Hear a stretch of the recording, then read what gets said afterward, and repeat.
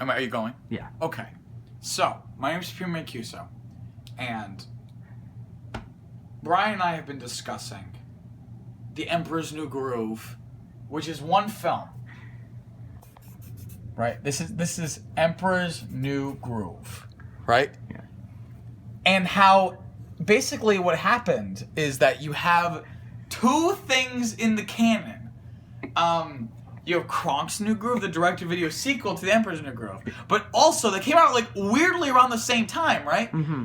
The Emperor's New School. Now, for those of you who don't understand, let me briefly explain. So the Kronk's New Groove is a sequel set, let's say, like a year after the events of the original film. Sure. And it's about one of the side characters, Kronk. And it's about his kind of character arc, and he was one of the villains in the first one, kind of, but he's, like, moved on from that. Yes. He's become, like, a really good person. Right. The Emperor's New School... Which came out maybe like 6 months after. I remember they had an Something like ad that. for it on the DVD for Kronk's New Something like that. Yeah. Is about the Emperor having to go back to school for some reason. And Yzma being, like, the secret principal of this school, but Kronk still being, like, her lackey and still being kind of evil.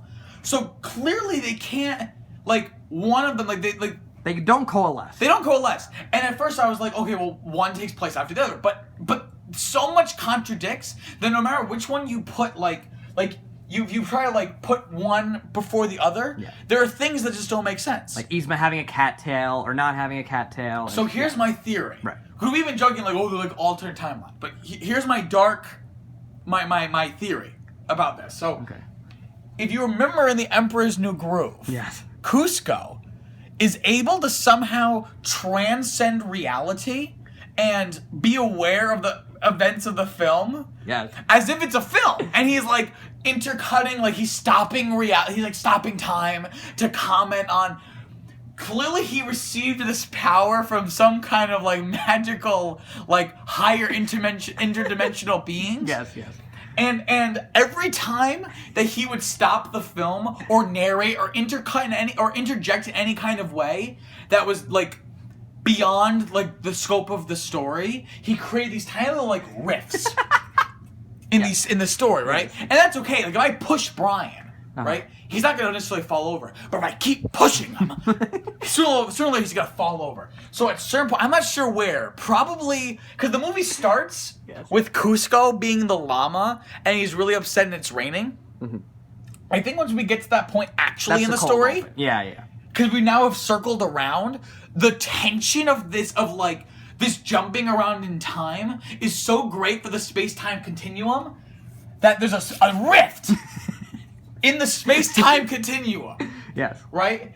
And there are two separate realities that are created while the story continues. Yes. Right? So you have Kronk's New Groove. Which Kronk will occasionally commentate through the fourth wall as well. and then you have Emperor's New School. Which we'll see even more characters such as Melina commentate through the fourth wall. Exactly. Yes. So you have the continuation of the story. Right. But then what happens is that the reality is trying to accommodate for this rift. So you have, like, it's trying to go to these different realities. So then, as viewers, we get both Kronk's New Groove Yes. and Emperor's New School. But here's the thing: is you're exactly right. Is that within these stories, they're breaking the rules of reality. So God knows how many other alternate realities, and then from there, how many other alternate realities. This is how infinite timelines were created. This is the most compelling argument for the multiverse that I've ever seen in my entire life. And it all starts here with the Emperor's New Groove because these stories just don't coalesce in any way. There had to have been this is the moment of singularity right here. Where am I messing up the wall? This is the moment of singularity right here. Where everything gets, like, literally the universe imploded and then reorganized into these three distinct timelines, and then the main timeline, like, tried to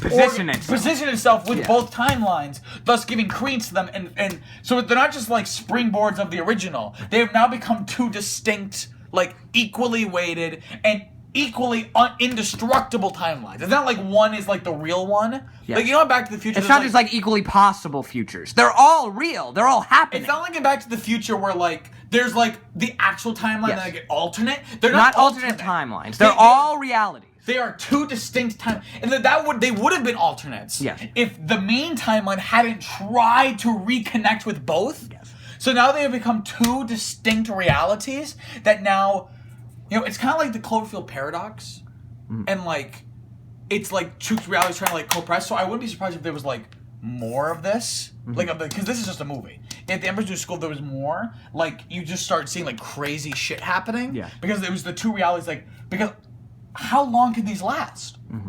At some point, they're gonna have to meet back in the middle, and God knows what's gonna happen. I think the universe is gonna implode on itself, I and think reality will cease to exist. Will this be the new groove?